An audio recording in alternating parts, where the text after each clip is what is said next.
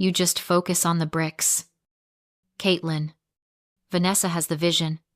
My mother, Susan, said it with a smile that felt more like a scalpel, slicing the dinner table conversation into two unequal halves.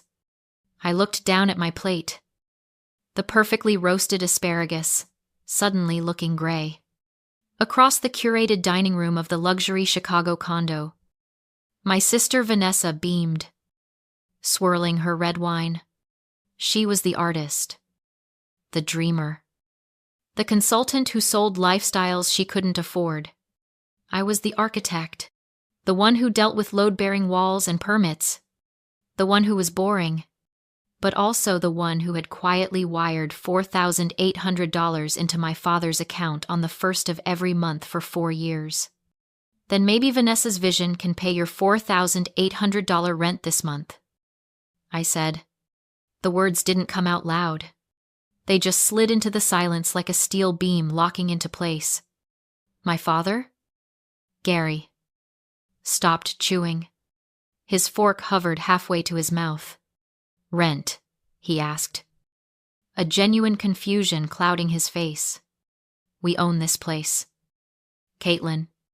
I looked at him, then at my mother, whose face had gone the color of ash. No, Dad, you don't. And as of tonight, neither do I. I stood up, my chair scraping against the expensive hardwood floor, a floor I had paid to polish. The air in the room felt thin, brittle. I didn't wait for the explosion. I just walked out. Stop scrolling for a second. Drop a comment and tell me, have you ever been the one paying the bills while someone else gets all the credit? I want to know I'm not the only one. Hello? I'm Caitlin. I didn't wait for the elevator. I took the stairs, my heels clicking a sharp, staccato rhythm against the concrete, echoing like gunshots in the empty stairwell. By the time I pushed open the heavy lobby doors and stepped out onto the street, the Chicago wind hit me. It was a physical thing, a wall of ice coming off Lake Michigan that stripped the breath right out of my lungs. Good. I needed the cold. I needed to freeze the part of me that wanted to turn back, apologize, and fix it like I always did. But I wasn't fixing anything tonight. I stood on the corner of Michigan Avenue, the city lights blurring into streaks of gold and steel around me. People rushed past, heads down against the wind. But I felt strangely still. For 29 years, I had been the fix, the safety net, the structural column that took all the weight so Vanessa could dance on the ceiling. But columns have a breaking point. And tonight, under the glare of a street lamp, I had finally snapped. I reached into my pocket and pulled out my phone. My hands weren't shaking. That surprised me. I expected tremors, tears, the messy biological reaction to blowing up your own family. Instead, my fingers moved with the precision of a surgeon. Face ID unlocked the screen. I tapped the banking app icon. The blue logo pulsed for a second before revealing my balance. It was healthy, stable, exactly like me. I scrolled down to the recurring transfers list. There it was. Mom and Dad, condo, $4,800. Scheduled for the first of every month. I stared at the number.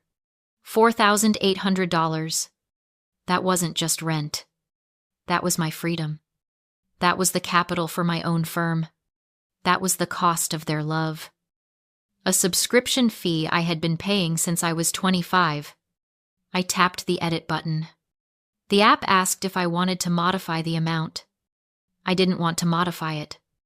I wanted to eradicate it. I hit delete.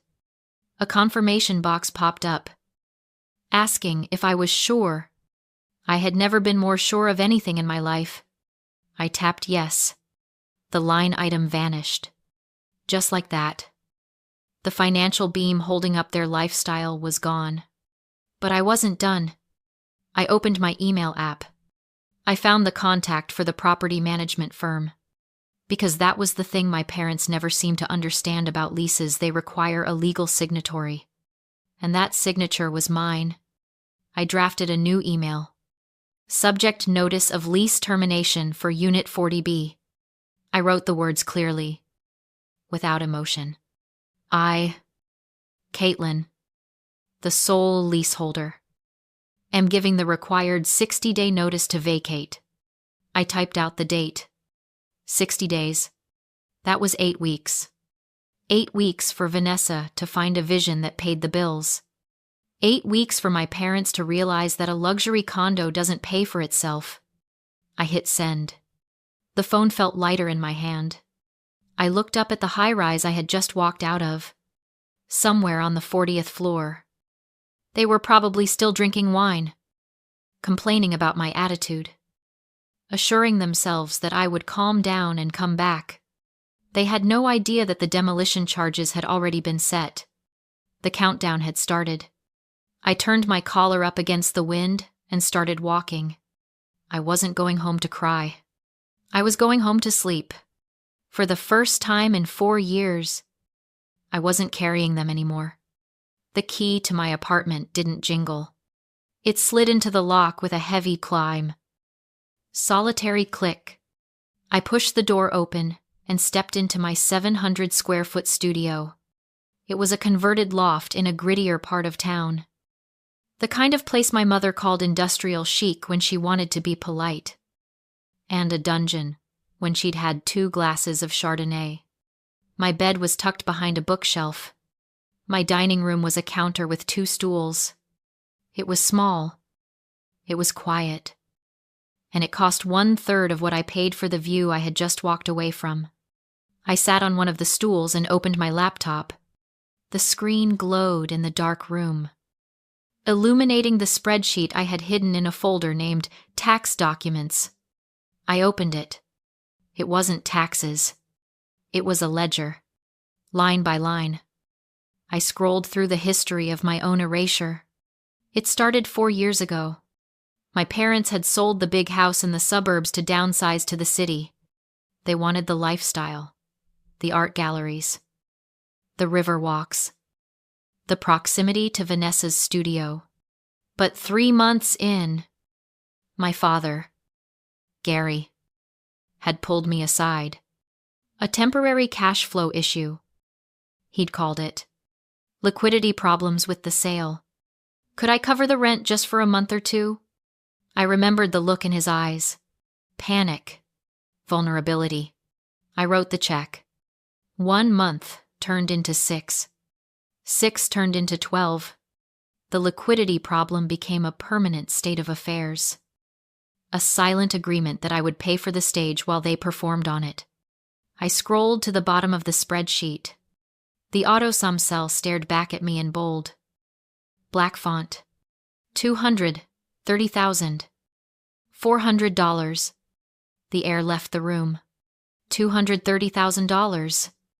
That wasn't just money. That was a house. That was a retirement fund.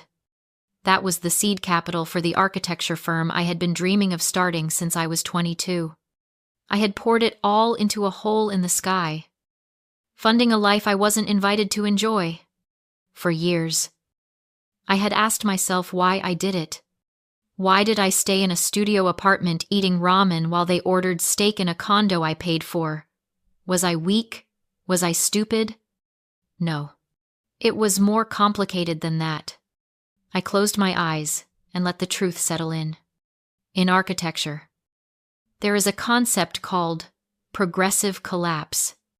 It happens when a primary structural element fails, and the weight shifts to members that can't support it, bringing the whole building down.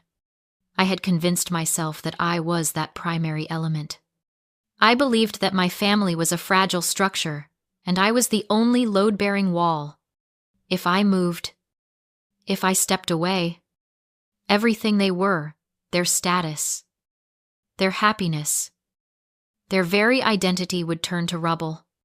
They had trained me for this role. Since I was a child, I was taught that my value wasn't in being seen, but in bearing the weight. Vanessa was the facade, the glass, and the steel that caught the light. I was the rebar, buried in the concrete. Ugly. Cold. Invisible. But essential. I told myself that paying that rent was an act of loyalty. I told myself it was strength. I wore those invisible chains like they were medals of honor, convinced that my suffering was the glue holding us together. But tonight, looking at the cursor blinking on the screen, I realized the truth. I wasn't holding up a family. I was financing a delusion. I wasn't their foundation. I was their hostage. And the only thing that would collapse if I walked away was the lie. I saved the file. I didn't close it. I wanted to remember. I wanted to see the cost of my silence in black and white. Then I opened a new tab and typed in the URL for the state's business registration portal. If I wasn't paying their rent next month, I had $4,800 to spend. It was time to buy my own name back. The sun hadn't even cleared the skyline before the noise started. My phone vibrated against the nightstand. A relentless, angry buzz that drilled into the quiet of my studio. I didn't reach for it immediately. I made coffee first. I watched the steam rise from the mug, grounding myself in the physical reality of my own space before stepping into their chaos. When I finally picked up the phone, the notifications were stacked like a collapsing tower. 17 missed calls, 34 text messages, 3 voice notes from Vanessa. I pressed play on the first one. Vanessa's voice was high, tight, echoing slightly as if she was pacing in a bathroom. "You are so toxic. Caitlin, seriously. You couldn't stand that Dad was proud of me for 5 seconds. You had to make it about money. You ruined the whole vibe. You're just jealous because you don't know how to exist in a room without sucking the air out of it." I didn't feel angry. I felt like a scientist observing a specimen under a microscope. I swiped to the texts from my mother. They were frantic, riddled with typos. The rent check bounced. The landlord called. "This is embarrassing. Caitlin, fix the banking error immediately." Banking error. She couldn't even type the words "you stopped paying." In her mind, it wasn't possible. The laws of physics stated that the sun rose in the east and Caitlin paid the bills. For me to stop was a glitch in the matrix. I set the phone down and looked at my reflection in the dark window. For years, I had wondered how they could be this blind. How could they take my money every month and still look at me with such disdain? But as I watched the notifications continue to roll in, I finally understood. It wasn't blindness. It was a survival mechanism. Psychologists call it the trap of normalized cruelty, or cognitive dissonance. My parents had built their entire identity around the idea that Vanessa was the special one, the golden child who would elevate the family name. If they admitted that I, the boring, brick-focused, invisible daughter was the one funding their lifestyle, their entire narrative would shatter. Admitting I was the provider would mean admitting Vanessa was a failure. It would mean their investment in her potential was a bad bet. And people like my mother would rather destroy the truth-teller than face the truth. They needed me to be the villain so they could keep pretending Vanessa was the hero. I took a sip of coffee. It was black, bitter, and real. I didn't text back. I didn't try to explain or defend myself. I sat down at my laptop and opened a new document. I wasn't a daughter right now. I was a landlord dealing with delinquent tenants. I typed the header, "Notice to quit.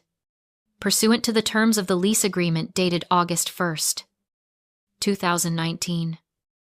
Notice is hereby given that your tenancy is terminated." I cited the clause regarding the leaseholder's right to non-renewal. I didn't mention feelings. I didn't mention the insults at dinner. I referenced Illinois state property codes and notification timelines. I redlined them out of my life with the same dispassionate precision I used to correct a floor plan. I printed the document. Then I pulled a fresh envelope from my drawer. I addressed it to my father, Gary, knowing that when he saw my handwriting, he would expect a check. He would expect an apology. He would expect the beam to go back under the load. Instead, he was getting an eviction. I sealed the envelope and mailed it, knowing the impact was coming. 3 days later, my father walked into my office, clutching a manila envelope like a shield. He tossed it onto my desk, insisting the condo deed they found proved everything was a mistake. I opened it. One glance was enough. "Dad, this isn't a deed. It's a JPEG," I said. The county stamp was pixelated. He looked genuinely confused. Years of letting my mother handle details had left him unable to tell real from fake. I turned my monitor toward him. "Here's the truth. The $500. 000 from the house sale didn't buy the condo. It was wired to V-Style LLC, Vanessa's failed fashion line." His face collapsed as he realized his entire retirement had been burned on his favorite daughter's vanity project. And I had been secretly paying their rent for 4 years so he wouldn't learn he was broke. 60 days later, I stood in the condo for the final inspection. Vanessa sobbed excuses. My mother begged. My father stared out the window. Shattered. I left the master key on the counter. "Goodbye," I said, closing the door on the life I'd been subsidizing. 2 weeks later, I stood on a construction site, my first major project as Caitlin Ellis Architects.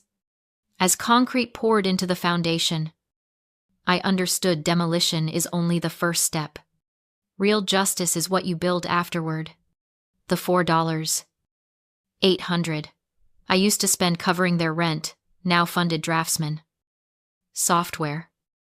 And the future I was building brick by brick, something honest. Something mine. If you're ready to stop paying for someone else's illusion, share this story.